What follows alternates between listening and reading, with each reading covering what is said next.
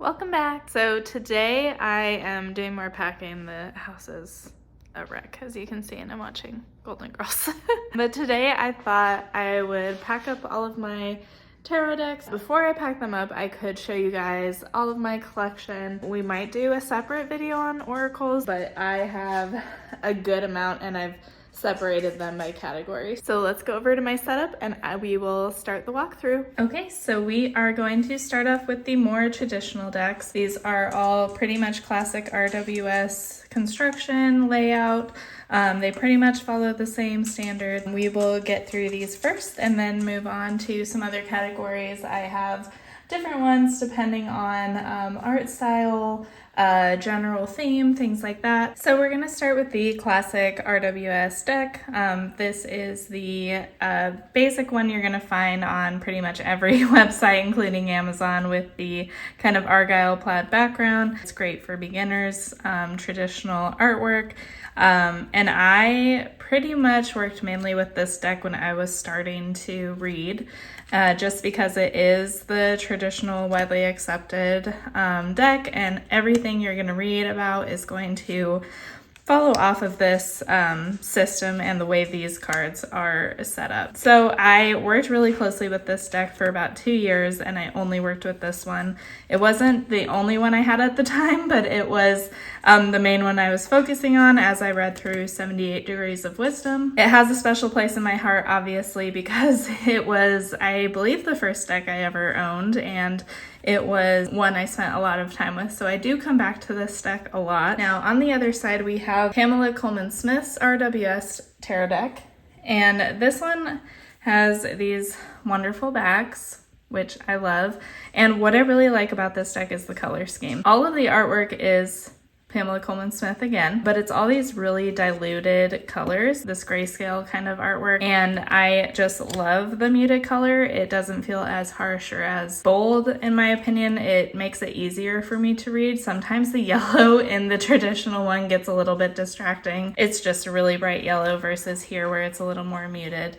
And I really love that. So everything feels a little bit more calm and quiet, and that is generally kind of my demeanor, my aesthetic, so I really like it. Also, it adds a lot to the messages, so like this in the grayscale really gives me a sense of what the card is trying to talk about and portray, and I just really love this deck. It kind of gave me a new appreciation for the artwork and a new way to connect with the messages. I know they have like a pastel version and a lot of other versions that basically recreate the same artwork but change the color scheme.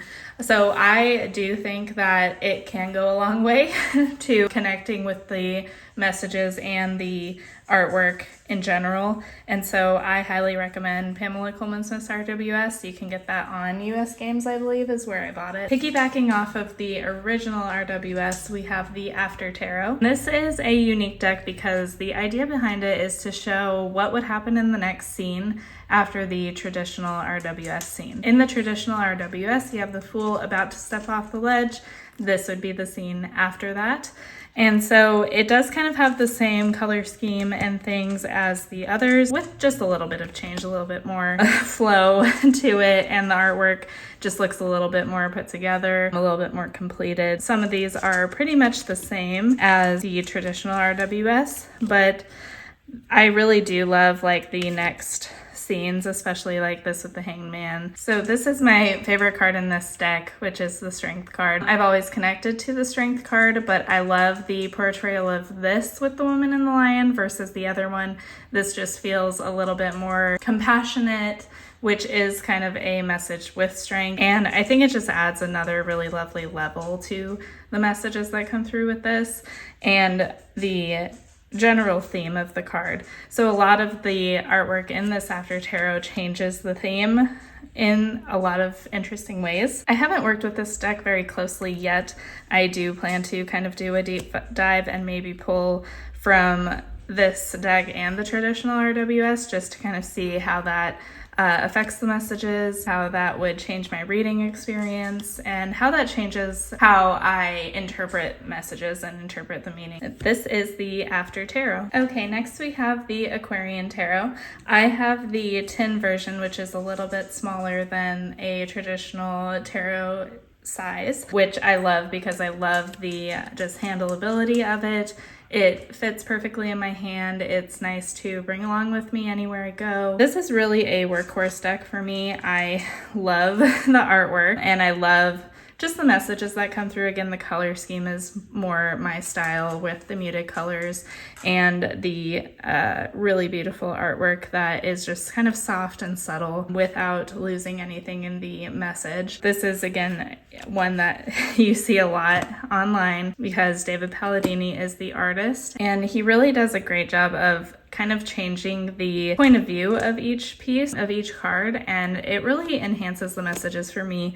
Again, this card usually has like a person looking at these, so he's kind of putting you in that position, really changing the point of view of the entire card. Some of the faces are a little bit weird to me. They're not really what I connect to as much. Rods replaces wands, and those are just so gorgeous. And they really kind of change the message for me, as wands being a point of creation and creating things and blooming. And so changing it to rods with these floral accents really highlights that for me. A lot of his swords feel more intense again, just because I think the color scheme really sets it off. And again, this is really a workhorse for me. I come to this deck at least a couple times a year, or if I'm really struggling with something, this is one that I will always turn to. It gives me clear messages. It gives me comfort without, hand holding me or anything like that. And I just really connect with the imagery and how it relates to the traditional messages. So that is the Aquarian Tarot. Okay, next we have the Morgan Greer. Now you have probably seen this one all over the internet as well. This is the tin size. So again, it's the little more handheld size, not mini, but in the middle between mini and traditional tarot size. I am not a fan of the backs. This has kind of become it's becoming a workhorse for me slowly. Again, this is one where I kind of struggled with whether or not I wanted to get this one because the colors are so bright and so vivid that it gets a little distracting for me sometimes, especially if I'm working with the traditional RWS. But I really love the borderless cards, and just the artwork here is really beautiful. It almost feels kind of video game like in a way, kind of comic book style in a way to me, but without losing the seriousness and the intensity of the images and the messages. I really love a lot of these, like this really close up point of view. So I have worked with this deck some. It is slowly becoming a favorite of mine, but again, sometimes this bright yellow just is a little distracting to me. A really gorgeous deck, highly recommend. Pretty easy reader. You're not going to find any really struggles with this if you're used to reading RWS. That is the Morgan Greer Tarot. Next we have one that I actually bought on eBay, vintage, and it did not come with a box or a bag or anything, so I picked up this gorgeous box from a place here in Phoenix, Vision Quest, which has a lot of tools and tarot decks and things, and then they have these beautiful carved boxes as well. And that deck is the Hoi Polloi Tarot. I actually have come to really love this deck. I actually really love the backs because I love this kind of 70s style of design. And I know this might be a contradiction to say, but I do really love the vintage 70s color scheme. Now the printing is a little bit difficult. I don't know what went on, but some of them are really pretty blurry, if you can see, and the text isn't always the crispest, the crispiest text. I do really love how they've incorporated the colors. The backgrounds are usually all this like blank white space, and I actually really do appreciate that because I feel like sometimes when we get crazy with backgrounds, it takes away from the action of the card, and so this really focuses your attention on what the message is and what's going on with the figures. So you have a little bit of background here, but nothing crazy filling in this white space. It just gives me like such a good vibe and such a beautiful aesthetic that I really love to work with it. I have turned to this many times because it does feel a little bit minimalist, but you're still in the RWS system, which is my comfort zone. So I really like having that way to fall back on the RWS with this different kind of art style. I would highly recommend, if you can find one of these online, getting it. I think it's a great experience reading with it. And again, it really focuses me on the messages. That is the Hoi Polloi Tarot. Okay, and the final deck in this section is the Ethereal Visions Tarot. Now, I included this because a lot of the minors have similar RWS style to them. I know they focus a lot on the majors with like more of the portrait style. I just included it in here because it is a little bit more of a traditional read. So I do really love the artwork, the pastel colors, and then just the way they render the faces. It gives you a little bit more of a connection to the figures. The gold leafing, a little bit distracting for me. It is quite beautiful and gives you that Renaissance style theme.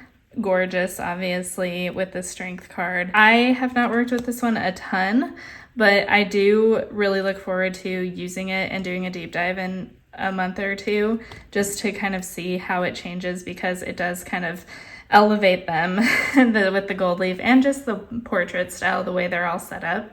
It gives it a little bit more of a kind of royal reverent vibe that I really enjoy, versus the plain RWS, which is just kind of taking you through life day by day, through the mundane in a way. So this kind of elevates everything to give it more importance. Every scene, every card kind of reminds me of a Renaissance style painting that you might see in a museum or in a church, kind of depicting different scenes and battles and things like that. So it does kind of make me think of all those big moments in life that we go through, and really examining those in this context, or in the context of what you're asking. Yeah, really, really beautiful where they've decided to put the gold. We do have some extra cards like the well. You know, those will be interesting to work through as well. So again, another RWS, but with a different focus and different art style, which kind of changes the meaning in quite a few ways. So that is the Ethereal Visions Tarot. All right, so next we're going to move into what I'm calling contemporary tarot decks. These are ones that have a little bit more of a contemporary art style. They might be dealing with more contemporary subject matter as their theme. You can see Luna right there. All right, we're gonna start with the Cozy Witch Tarot deck that just came out in 2023. And I have bought Amanda Lovelace's Oracle deck, which I really enjoy. I really enjoy the kind of cozy art style and subject matter, and I think it gives great access to someone new to reading tarot. So here are the backs, which definitely have a more contemporary style to them, but so very cute. I have not worked with this yet. I believe I just got it in December, so haven't had time to work with it yet, but I do really love the artwork of the main scene. I don't know that I am such a huge fan of this part of it with the not even keywords, but key message.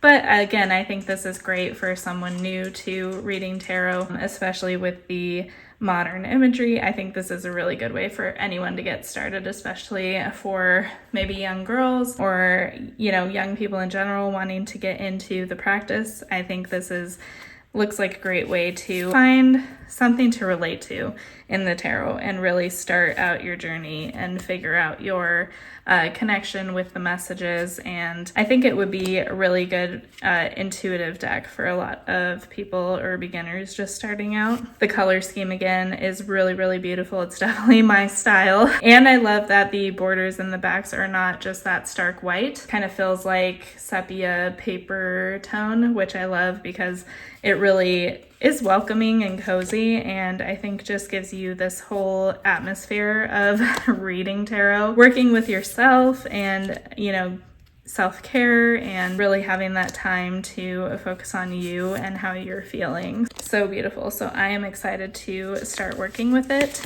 and getting into it.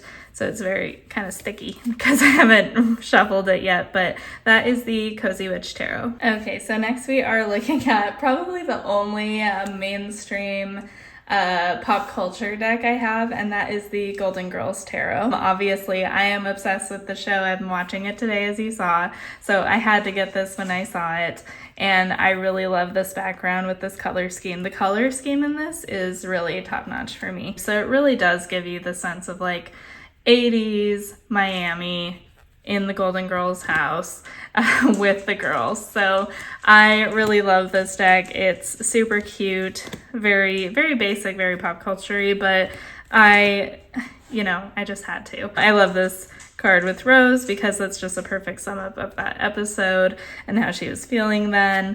And I think they did a good job putting these scenes together, especially with that one. It just makes me so happy to look at. Gorgeous with these kind of bright pastels, which is kind of an oxymoron, but that's what I would call this. And then a bunch of your favorite characters are here, like Miles. I don't know that Stan is a favorite character, but he is in this deck as well. And so it's just a fun little deck to work with sometimes when I don't need to that serious of an answer, just kind of looking to play around, see what comes out of the messages. So that is the Golden Girls Tarot. All right, next we have another kind of pop culture-y one. This is the Dungeons and Dragons Tarot deck. My husband actually got this one for me because we are, very into D&D. This is the deck that is supported, backed by Wizards of the Coast. So it is, right for D&D loyalists out there. So I haven't had a chance to work with it yet. I am really looking forward to it. These backs, obviously with the D20 there, awesome. This cardstock is a little bit weird. It's like matte but slippery at the same time, so I'm trying not to drop it into my candle there.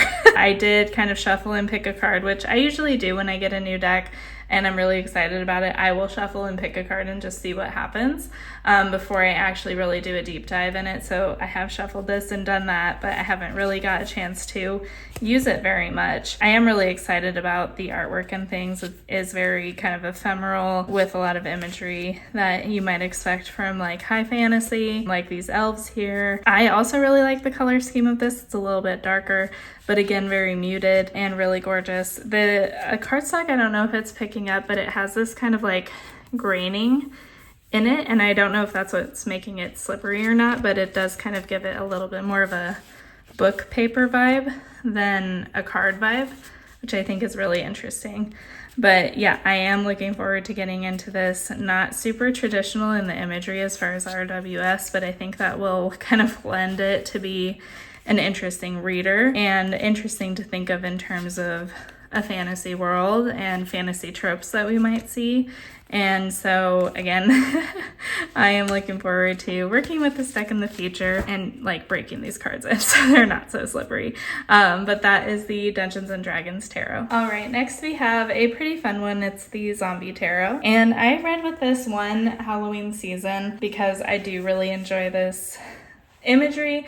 I'm not usually a huge fan of collage style decks. I usually shy away from those, but I really loved how they did this one. This is what I'm talking about. So, this isn't really collage style, but it almost gives you the sense of like things cut out of magazines and pasted together. So I do really love kind of how they've portrayed the zombie aesthetic here without being too crazy. I really enjoyed reading with it during fall. It just kind of enhances the whole feel of the season. I think when I was reading with this also, I was watching Walking Dead. So it was just kind of a perfect combination of everything together that really made working with this deck a fun time. That is the Zombie Tarot. Okay, next we have another really fun fall kind of themed one, which is the Halloween Tarot. This is the tin size again, so I really like my tin tarot decks, but this is a little bit longer, not as wide as the other two, which I really like. I love the backs of these. They give me kind of retro Halloween decoration vibes, and I love that. Now, I can't tell you why or how, but I really came to love this deck. I don't know what it is about it. Something about it really touched something with me, and I really came back to this deck a lot, even outside of fall, but mainly around fall, just because it is kind of a little bit more comforting, I guess, to see this imagery, even if you're asking at a time where you really need guidance with a serious issue. I just really found a lot of comfort in this deck. You'll notice there is a black cat in every card, which I really love. Kind of gives the feeling of a familiar something that's always there for you through whatever you're going through. And I really love all the different little additions to all of these scenes. The minors are changed to pumpkins, bats, ghouls, and Pentacles, I believe, or Imps. Imps is the other one. So I really loved it, and I kind of love, I think another thing I love is that all the scenes are at nighttime pretty much. So that gives another layer to that as far as the messages. What I really like about this death card is kind of how I read death, which is a change and a rebirth in a way. So, you know, maybe these latent things are why I've come to love it so much, but it's just a really cute, easy reader again, somewhat RWS style, but with its own twist and turn on everything. I just love this one so much for some reason, which is not, this is not one I would have thought I would have loved, but it really, I don't know, did something for me. So that is the Halloween Tarot. All right, sticking on the theme of nighttime, we have the Moon Power Tarot. This again really wasn't one I would have expected myself to love, but I really do love this deck. I have turned to it so many times when I've needed, you know, a straight message or I'm struggling with something. There is something about it that just taps into something for me that makes the messages just hit deeper, and the artwork is just so gorgeous. So the color scheme also is just wonderful. You have gilded gold edges. Now, I remember when I was starting, I thought the gilded edges were like the most amazing thing ever, and then I heard one of the tarot YouTubers I follow talk about how it hurt their hands, and I can agree with that. This deck actually has one of the softer gilded edges, so maybe that's also something in its favor as well. Again, this is all kind of space themed. Everything is nighttime or space, so in the background, which I really love. I love all of the different characters that come through, whether they're aliens or what, up to your interpretation. You have these ones that are just, I don't know, something about them, like this Two of Swords, absolutely gorgeous. Some of these are a little bit difficult, like this is a little busy, it's a little hard for me to read this. You're gonna have those in any deck though, just like that one I actually really love, but again, some of these are a little bit more difficult to read through. That happens in any deck where some might miss the mark for you, personally, so which is okay. I love the Strength card, and I kind of love that it's space tiger versus a lion, and I love how this is set up, so it's not a traditional strength configuration. It feels a little bit more compassionate and comforting than really almost wrestling your fears, kind of comforting them and moving through life with them. And so I really love this card as well. This one is also one of my favorites because I think it really speaks to modern society and, you know, how we move through life in a digital age. I just think this card is amazing. So this Hermit, love it. Again, so gorgeous and just gives me, I don't know, it's just some comfort in this as a form of the Hermit. The message just really hits straight to my heart. Absolutely love this deck. I highly recommend it. I believe I got it on Etsy. So that is the Moon Power Tarot. Okay, next we have one that this is actually the first deck I bought outside of my traditional RWS. This is our tarot, and this is the Kickstarter edition. Again, a collage style deck, which I have now learned since this came out and I bought this, not my style. But what I really love is this deck is using different women in history for the different cards in the tarot.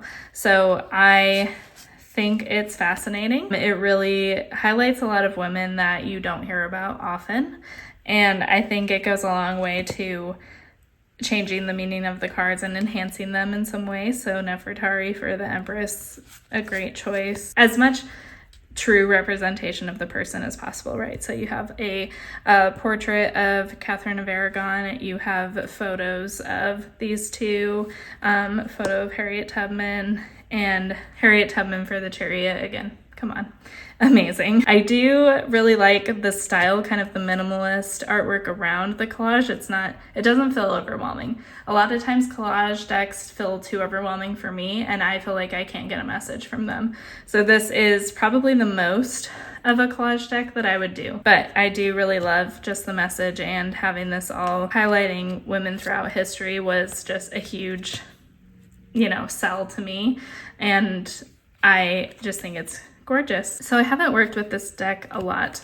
Again, it's not really something I would grab for now, but I do want to do a deep dive in it. Once we get settled, I will try and do deep dives every month and go into those, but we will see where we get to. Gotta get Luna hair out of there. It has a lot of women that I feel personal connections within, and I think the artist did a good job of lining them up with the cards and diving into who they were as people, but also their messages, their work, everything, and really giving you a way to connect with them and with the message. So that is our tarot. All right, so this one, I actually don't remember where I got it from, but this is the Hidden Waters Tarot. I put this in contemporary because all of the decks have different kind of Rorschach tests. So they're very, very much not RWS system, not Pip style, not Marseille, anything like that. They really kind of march to the beat of their own drum. But what I was intrigued by this is because it really forces you to read it as an intuitive reader. So you're basically performing your own ink blot test using the tarot in the background as a kind of guide to it. So, you know, you could use this as using the tarot and figuring out what you connect with in the image in connection with the title of the card, or you could just use it straight as intuitive. What message are you getting from this little Rorschach ink blot? And I really love the minimalist style. I could have put this in the minimalist category, but I thought this was just super unique and contemporary that I put it in the modern category. So all different colors, really gorgeous. I'm a huge fan of Rothko, and so this gives me a huge Rothko vibe. And so that's also what I loved about it too. And just again, the intuitive style of it with the colors. You could connect it to the title if you want, you don't have to. So this would be a really good one, I think, for someone who is looking to increase intuition in their readings and their practice, just getting back into touch with your own mind. I think these are great for meditations. I often use tarot decks for meditation, so this is a really perfect one because it doesn't have the distractions of figures and items and, you know, a scene to work through. This is just solely colors and shapes. And so if you are someone who gets distracted by RWS scenery or anything like that, this would be a great one too. I am not sure if this is still in print. I'm sure you could probably find some on eBay or somewhere like that. But again, this was one, the minute I saw it, I was like, I have to have that one and I have to work with it because I am huge on intuition and, you know, working from your gut and gut feelings and things like that. So this was one that I needed to have in my collection to work with. I highly recommend this. I know it is a little bit different. Some people who are strict RWS readers are not going to like it, or strict Marseille readers if that's you. But I really enjoy it, and I think it's a unique challenge and a really unique way to meditate on messages and just whatever's going on in your life. It's a great way to kind of anchor to that. So that is the Hidden Waters Tarot. Okay, next we are going to move into a category I've titled Minimalist. So these don't have any crazy scenery, anything like that. They might have figures, they might not. And so these are ones that are, again, more intuitive. They might still adhere to the RWS style. They just kind of really pull back on the imagery and really focus on the basics of the cards. So first we have Tarot Nova. Now this is a deck that came with one of those little kits in Barnes & Noble. So you got this like box set, and it had this and I believe a little book. And then I think it also had a palmistry thing in there too, like a little palm reading book. I'm not sure because I got rid of the box. I did want to highlight this deck because I think it is a really useful deck, and it's interesting. You kind of wouldn't expect it from a Barnes & Noble box set. Okay, now some people might think these backs are a little bit kitschy. I really like them. I really like the style. Again, this size is kind of a tin size, but just kind of a perfect square, which I really love the, you know, size of it. It's just really easy to handle. So getting into the deck here, I actually really like the black backgrounds. And then very basic little scene here. Color coordinated corners. That was a mouthful. But so wands are all red. pentacles are green, and you know, you really go through, you do have the basics of the RWS system. So you've got the lovers here, but it's really pared back. And I think the way that they did the figures and this really gives a different meaning. So in the traditional RWS, you have the lovers with like an angel over them and all of this stuff going in the background. A lot of the RWS is inspired by Christian ideas and scenery. You really take that out of the equation with a deck like this, where it's just focused on the message and what the figures mean. So again, it is just kind of a calm, cool, collected deck, very minimalist, very just chill vibes. I think this deck is really worth it, even considering where it was included with a basic like Barnes & Noble little box set that's always in the clearance section.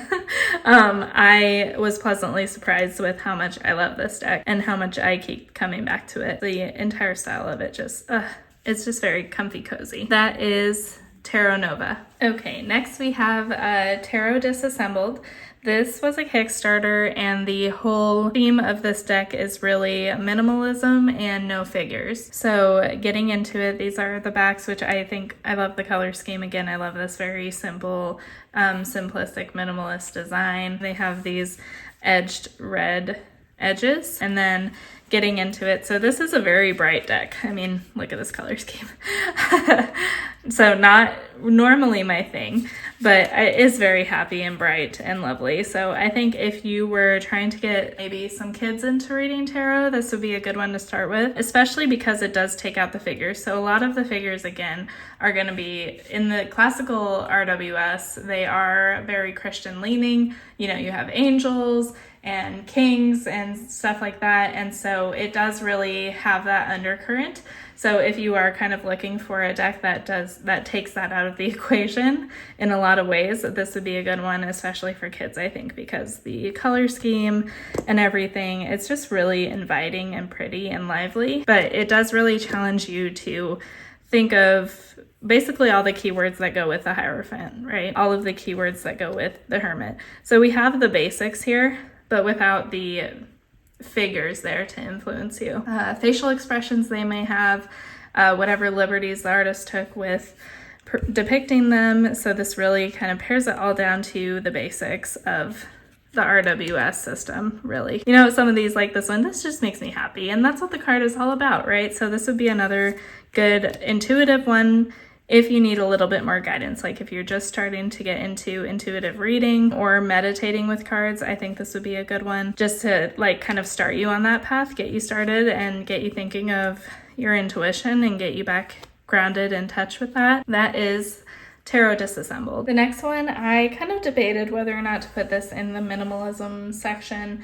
I decided to ultimately because the art style is pretty minimalist and color blocking in a way. This is Tarot by Caro, and what I really love is the color scheme and the art style. So these are the backs, really beautiful. All of the backs are the black space. You know, you have a lot of this really bright yellow, red, green situation going on that I love. Pretty minimalist in terms of detail. You're getting down to the basics. This one is a little bit more busy, not as much minimalist, but I just really love this deck. It's got its really own unique style. Something about it just kind of draws me in. I don't know what it is, because this is not usually a style of artwork I would be drawn to, but it is kind of a little harsher in terms of what I really like. It's not like comfy, cozy, quiet, soft. It's more bold, more fast-paced, for lack of a better term, but I love this tower.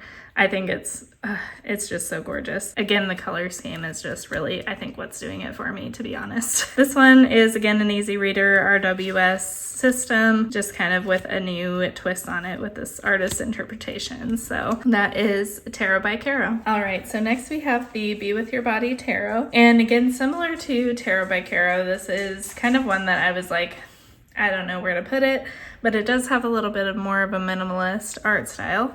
So I love the background so much. I'm big into these mushrooms and the botanical theme. So gorgeous. Another gilded one. These seem like they might hurt a little bit, but we shall see. Again, this one is new to me, so I haven't had time to work with it, but I am so excited to. I love the artwork so much. This is a very feminist kind of forward deck, a celebration of the feminine body and the body in general. I love all the botanical elements to it. Again, it's not the stark white backgrounds. The color scheme I'm already in love with. And I love that the bodies are not white bodies. Again, this is a really inclusive deck. You know, a lot of curvy bodies, a lot of different bodies. Looks like they changed the minors, so I'm looking forward to getting into that. Again, I don't have a whole lot to say on this deck because I haven't worked with it yet, but I am so excited to. So that is the Be With Your Body Tarot. All right, now these last two in this section are ones that I come back to over and over again. So this is the Field Tarot. Now this is a little bit more minimalist, but not in the same way as the other ones. There are some figures, some animals, a good mix of everything, truly. So the backs are gorgeous, and then we get into the deck. So I really love the color scheme, this kind of pastel, calm, cool deck. You have a keyword with every card, which I really appreciate, and a lot of the keywords in this deck are different from others you might find, and I really think they give another layer to reading this deck, another layer to reading each card. I think they really kind of teach you different ways of looking at them and really challenge how you might traditionally interpret the Nine of Discs or the Nine of Pentacles. So I think it really offers a unique perspective on the tarot and the cards. You know, most of the Three of Swords would be heartbreak, and for the Field Tarot, they put sorrow, another different way of doing that. I love all the animals in it. They are just so beautifully done. And again, there's not a lot going on in the background. It's more color and shapes. And this really ranges, like, you know, from night to day. I just want to kind of like go into the world of this deck. I will always come back to this one. And that is the Field Tarot. All right, so next is one, again, that you've probably seen all over the internet. And when I saw it on a couple deck collection videos, I immediately was like, I have to have that one. So this is the Mesquite Tarot.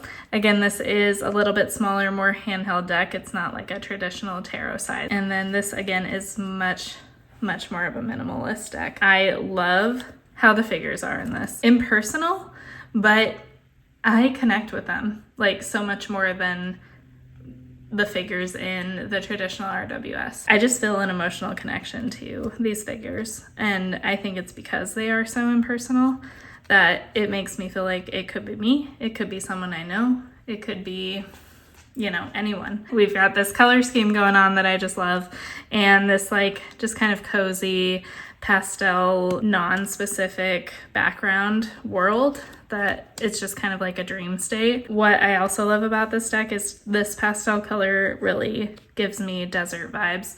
I live in Arizona. I moved here after living many different places because I felt drawn to the desert and specifically American Southwest.